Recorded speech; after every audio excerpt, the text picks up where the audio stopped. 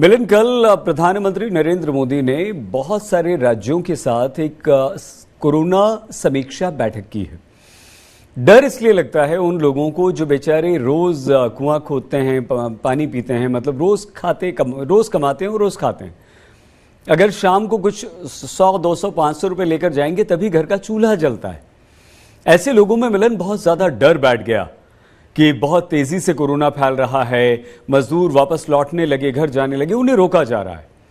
तो क्या इस बैठक में, इस मीटिंग में कहीं कोई रेस्ट्रिक्शंस, प्रतिबंध, लॉकडाउन, इन सब बातों पे चर्चा हुई है मिलन?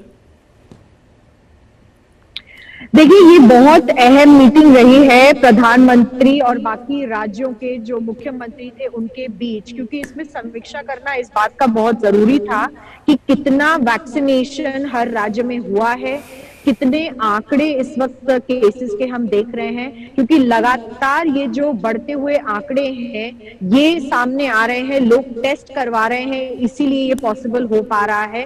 लेकिन फिलहाल अगर हम दिल्ली जैसे राज्य की बात करें तो यहाँ पर अरविंद केजरीवाल मुख्यमंत्री जो हैं उन्होंने कहीं भी ऐसा संकेत नहीं दिया है कि पूर्ण तरीके से लॉकडाउन दिल्ली में लग सकता है। इसके दो कारण है सईद। पहला तो हम पहली और दूसरी लहर में देख चुके हैं कि किस तरीके से पूर्ण तरीके से लॉकडाउन लगाने के बाद जो आर्थिक व्यवस्था है वो पूरी तरीके से चौपट हो जाती है।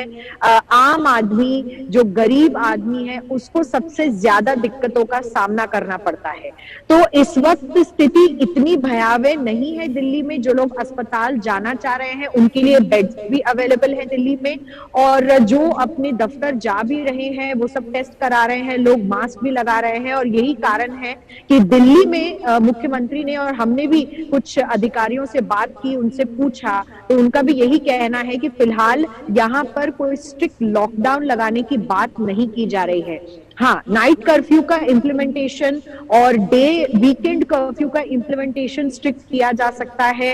हो सकता है कि सैटरडे संडे के बाद कर्फ्यू जो है वो मंडे तक एक्सटेंड किया जाए, अगर इसी तर्ज पर जो कोविड के आंकड़े हैं वो दिल्ली में बढ़ते रहेंगे। लेकिन हमें ये जानना बहुत जरूरी है कि दिल्ली में भी जिस तरीके से 31 डेथ्स हो चुकी है कोविड से, पिछले 24 घंटे में हुई थी, 28,000 के मामले आए थे, वो कौन है लोग जो ऐसे कोविड से हार रहे हैं अपनी स्वास्थ्य की लड़ाई में? क्या वो वैक्सीनेटेड है? क्या उन्होंने एक डोज ली है? क्योंकि हमें पता चला है कि कुछ लोग उसमें से वैक्सीनेटेड नहीं भी थे।